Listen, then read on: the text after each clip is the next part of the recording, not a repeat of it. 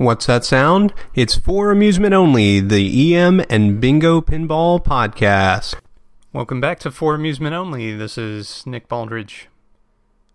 It's been a productive 2 weeks. I know last time I was talking about cutting stencils and kind of the job that was involved there. Well, in the past 2 weeks I've painted the game and accomplished quite a bit on the hardware side. So I just wanted to go over a little of the trials and tribulations of painting the game. This was not exactly like painting any other game because I took stencils which were already created for wood rail bingos, which have entirely different dimensions, and enlarged them to fit this late model bingo cab, one of the largest produced, in fact. So, in doing so, this changed the dimensions of all of the elements in the stencil. Most notably, on the left-hand side, I used the stencil for United Circus, which has a lion, a seal balancing a ball on its nose, and a clown. And then on the back box, there's a giraffe's neck and head. The giraffe's neck has quite a few spots, and in the enlargement process the spot got larger and the space between the spots got smaller. Well, the problem here is that overspray exists and there's no way to perfectly weight down all these tiny little areas in the stencil, so there was quite a bit of overspray on the spots on the neck. Not the end of the world, but it's certainly something that I noticed. The other thing, as I mentioned, is I enlarged a wood rail stencil to put on a metal rail cabinet. This is something that should have been throwing alarms for me, but I am too dense to have realized it, and part of the stencil is actually covered up by the rails. This is most disappointing on the right-hand side of the cab, which came from Bally's Beach Club. And the problem there is one of the nice little elements on the bottom cab that I think gives it a little bit of perspective. On the back box, you have twin palm trees, which are extending up from the base of the cabinet all the way up the side of the back box. And far off in the distance, you can see 3 seagulls flying out over the ocean. Well, those 3 seagulls locked in flight underneath the side rail. So there's no way to see them at the moment, which is unfortunate, but it's not the end of the world. Another couple oddities. The measurements for the cab were spot on, and the measurements for the back box were spot on, but in the enlargement process, one of the clouds for Beach Club didn't extend quite as far as it should have. So if you look closely at that stencil, especially near where the back box joins the cabinet, you'll notice that a cloud disappears partway through, only to rejoin on the back box. That, again, is something that I would have noticed had I put the game together during the painting process to check my progress, but that's not the way I did it. So, aside from that, on the front of the game, I used stencil from United's Nevada. Nevada has a desert theme, being Nevada, and on the front of the game, I found it particularly appealing because it's one of the early United games that has the letter U, or I guess the middle United games, that has the letter U on the coin door. And the reason I like this is because on Nevada, it's worked into the artwork such that the letter U is centered on the coin door, which itself acts like a sign in the middle of the desert, which I think is just a cool effect. There's also a stenciled lady in a bathing suit with a towel draped around her neck that's waving. No idea why she's in the middle of the desert, but there she is. And I certainly don't see a pool or ocean anywhere nearby. So hopefully she's flagging down a car or something, getting a ride. Because I'm a little concerned. But what I did with that stencil is modified it. I took it and changed the coloration with the help of my wife and Ryan Clater, comics and pinball artist Ryan Clater, and got the coloration to be consistent across all 3 separate stencils. My idea was to make it so that it was less jarring to go from left to right, even though the base colors and the speckle on each of the 3 sides is actually different. I wanted to give some sense of consistency, and seeing the entire thing put together, I have to say I think I succeeded, at least in my own eyes, which is where the game's going to reside 99.9% of the time anyway, so I have to look at it most of the time, and I'm pleased. So I think it turned out pretty well. On the front door, there is some overspray again, and a severe lack of overspray in one area, which is driving me a little nuts, but it's not the end of the world. It's, I've got to say, a pretty attractive game now, so I'm liking it quite a bit. During this time, I also painted the drawer that my friend Steve made and taught me how to do, and that is painted. The wood which resides inside has been sanded, stained, and shellacked. I taught my daughters how to shellac the wood, and they were excited to do a little craft project and help with the game, so that was very good. So hardware-wise, what I've done is cut some wood blocks to go inside the game in the cabinet, and those will hold the screws which are supporting the drawer. And at lunchtime today, I drilled the cab, got the drawer installed, and that works exactly how Steve and I had envisioned, so that's pretty awesome. It pulls out just the right amount. The mechanics inside will be hidden appropriately, unless I want to take the drawer out, at which point I can access all the mechanics. I'm going to cut a hole in the bottom of the cabinet to feed the Jones plug and all the wires through. And what I'll do when I want to take the game apart is actually move that Jones plug back up into the cabinet and then take the drawer off. And I should be able to cart it around or take it apart and dolly it or whatever I need to do. I also painted the legs, Bally Bingo legs, when they switched to metal rails, were mostly red. There are some, especially late model games, that use silver legs, but those also are painted from what I've seen. I'm struggling to remember now. The 20-hole game that I had, I don't think the legs were painted. I think they were just flat metal.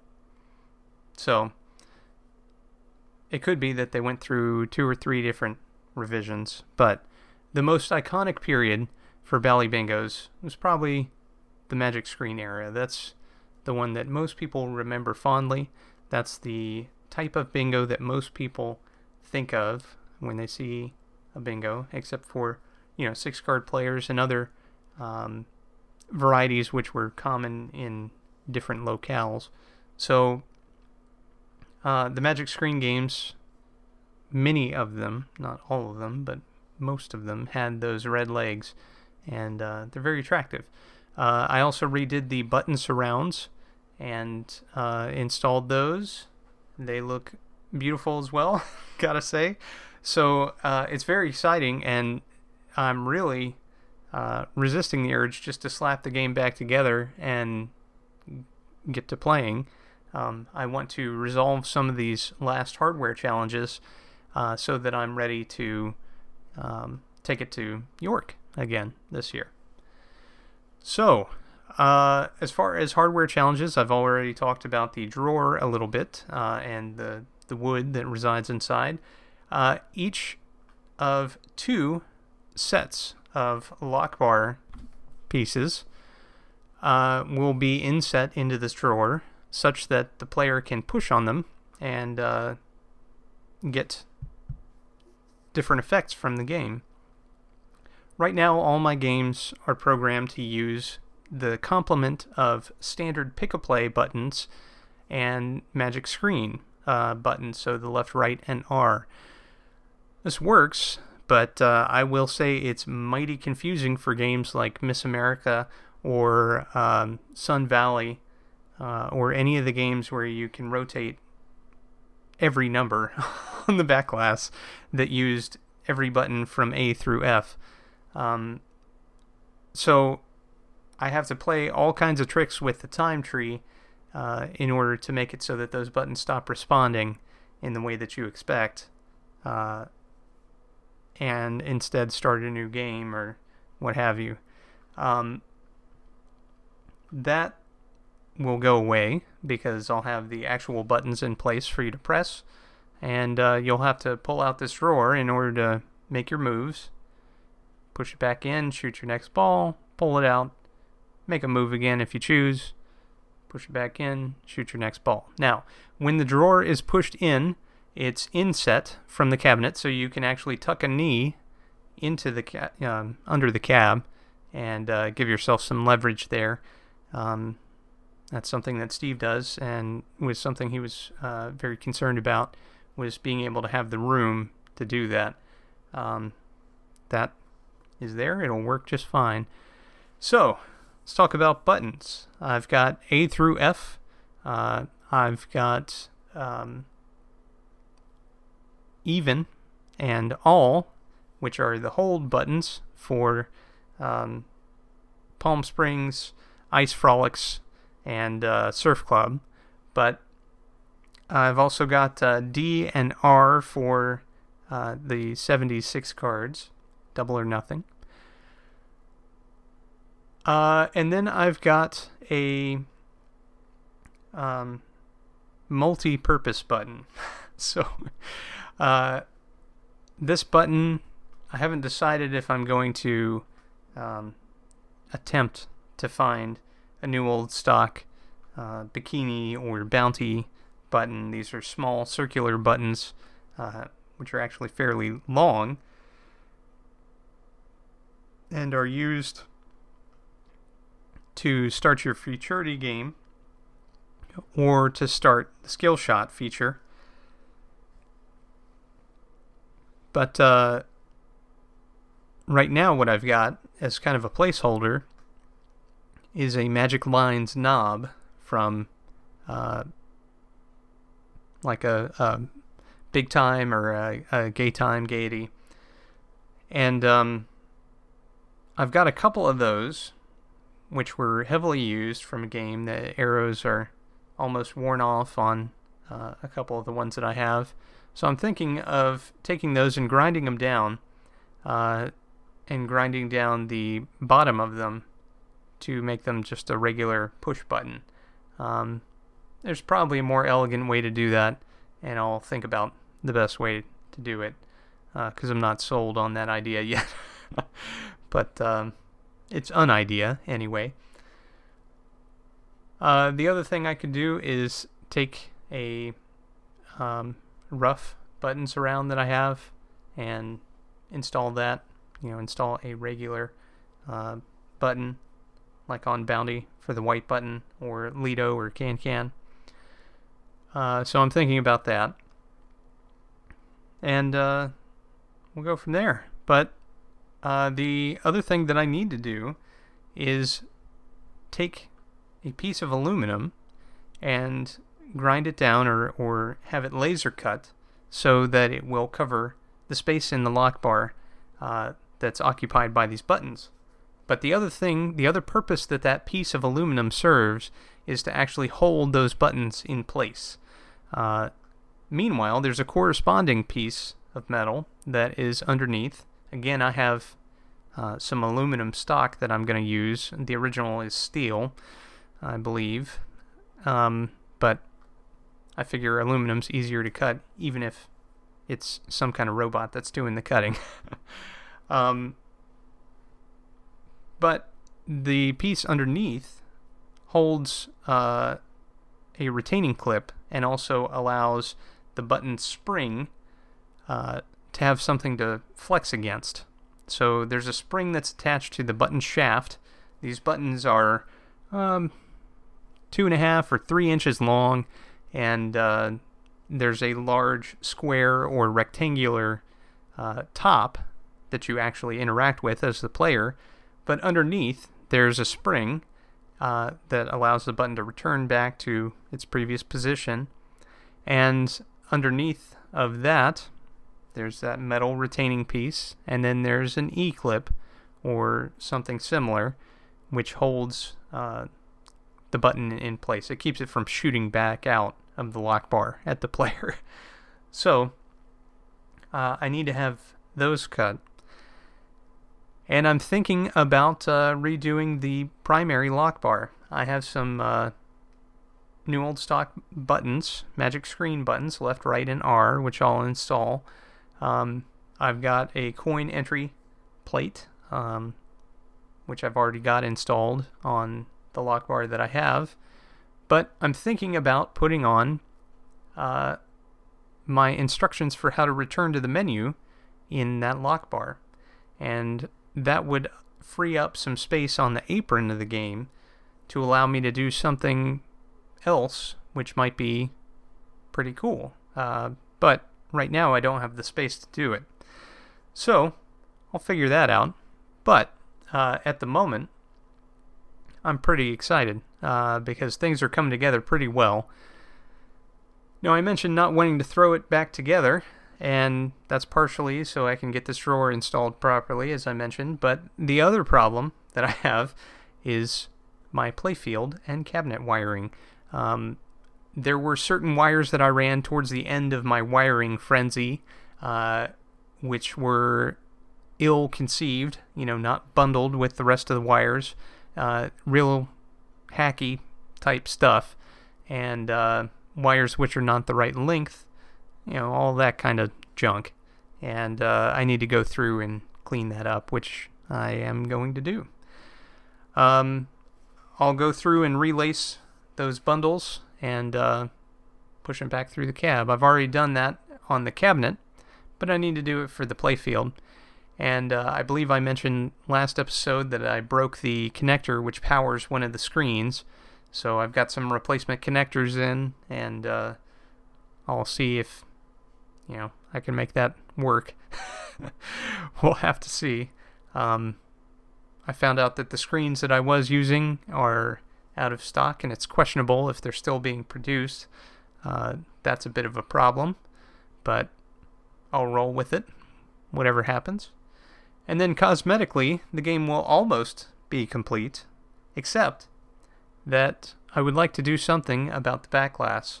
Right now, the monitor that's in the head is 32 inches. It's a 32-inch TV, basically. And that's fine. It certainly fits in the space okay. It doesn't completely fill the space. And a 36-inch TV would absolutely fill the space required. Unfortunately, they're not made in that size any longer. So I've got to make do with what I've got. I've talked with a couple of Chinese firms through the website Alibaba, and they will happily produce something that has a unique bezel, which would fill up the space. But that's not what I'm looking for. I want a screen that actually fills the space. So I've resigned myself to sticking with an off-the-shelf part there and retaining that 32-inch screen. This means that I need to figure out kind of a permanent plan for the bezel that surrounds the screen. And I've got a really cool idea, and I'm going to see if it's feasible. So before I announce it, I'll check and see if it's something I can do. But one thing I can do, I have foam core mounted all around that is basically providing a visual buffer for the screen. And what I'm going to do is take a piece of wood, paint it black, and tack it to that foam core all around the screen so that it's less apparent that you're looking at foam core. And then I'm going to do something with the actual back glass frame. And as I say, I'll announce that if I can get something figured out here. I've got a couple of friends who are helping me with that, and I'm pretty excited. So, that's bingo news. I've got code stuff to do. I've got physical stuff to do. I've got a lot to do, but I'm very excited. Things are coming together. It's really nice to have the cabinet painting and refinishing done. Dennis Dodell helped me out. He sent me a new old stock coin door for my game. Mine had been punched or kicked at some point in the past and had flared out and disintegrated on the edges, and I had touched it up, but it wasn't perfect. So thanks to Dennis for that, and now let's talk about Robo Frenzy. I've had a lot of questions about Robo Frenzy, and that's certainly fair. As I mentioned before, this game is one that I'm building. It's a brand new EM arcade game. Now, Robo Frenzy is something that both Ryan and I are doing in our spare time. So it's something that's happening in our hobby time that isn't being taken up by other hobby stuff. So right now I'm kind of focused on the multi, and Ryan is working on about 1 million projects. But soon I'll be back onto Robo Frenzy. Now, I have collected every part that's needed and made a handshake deal for the last thing that's out there that I need, so I'm pretty excited about that. And I'm about ready to start wiring up. I need to order some new wire while I'm thinking about it, because I've used some on the multi here recently, and need to get enough to do my game, but I'm excited to actually, start wiring it up and make use of some of these parts which are laying around. I've got a few boxes of parts which will become Robo Frenzy, but just waiting on the right time here. So soon enough. That's pretty much what's going on. I've been doing work around town, again, more solid state stuff. I've been answering some questions. Some good stuff has popped up that people have been asking me. I had somebody ask about fuses. I was just talking with someone last night about fuses, actually, and they asked what my opinion was on fast blow versus slow blow on a bingo, and the games came with fast blow, unless you're talking solid state bingos. But there's generally very little harm in installing a slow blow, so I will do that if I don't have any fast blows on me. And the only thing is, it'll take just a little bit longer to blow, but it'll still blow. So it's certainly okay to do that if you need to. The other thing was about fuse blocks themselves, and where you can best go to get a new fuse block. And I use Pinball Life for that. They have a great fuse block that you can snap off to the appropriate size. It's inexpensive, and it's a good product. I use it quite a bit. So what I'll do is order much more than I need for the game, and then snap it down to, 5 fuses for a bingo, and start soldering. And remember, if you're changing out the fuse holder, move over one wire at a time. Do not desolder the entire fuse block and then solder the new one in its place. First of all, it's time consuming, but most importantly, it's really time consuming to troubleshoot a fuse wiring error because the entire game is going to start acting real crazy and stuff's going to blow and or not. Lamps are going to blow, coils might fry, you never know. So why take the chance? Just do it the easy way, and you should be good. And then other than that, I gotta get back to work.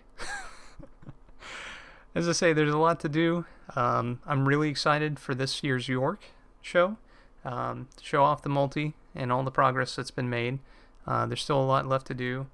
I'm guessing that I probably have another year before it's really at a place where I'm very satisfied with each of the games. But at the moment, it's exciting to be able to play all these different games. And it's exciting to go down and look at the new cabinet art. It's exciting to pull out that drawer and imagine what it's going to be like to control the game using those buttons in those ancillary foot rails. It's exciting. An exciting time to be into Bingo Pinball, I think. There's a lot of excitement out there, people getting their first games.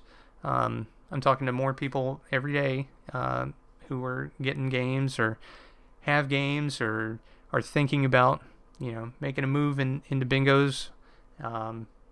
It's very cool. And welcome, everybody. All right, well, that's it for tonight. Thank you very much for listening. My name again is Nick Baldridge. You can reach me at foramusementonlypodcast@gmail.com, or you can call me on the Bingos line. That's 724-BINGOS1, 724-246-4671. You can listen to us on iTunes, Stitcher, Pocket Casts, via RSS, on Facebook, on Twitter at Bingo Podcast. You can follow me on Instagram, also at Bingo Podcast, or you can listen to us on our website, which is foramusementonly.libsyn.com. Thank you very much for listening, and I'll talk to you next time.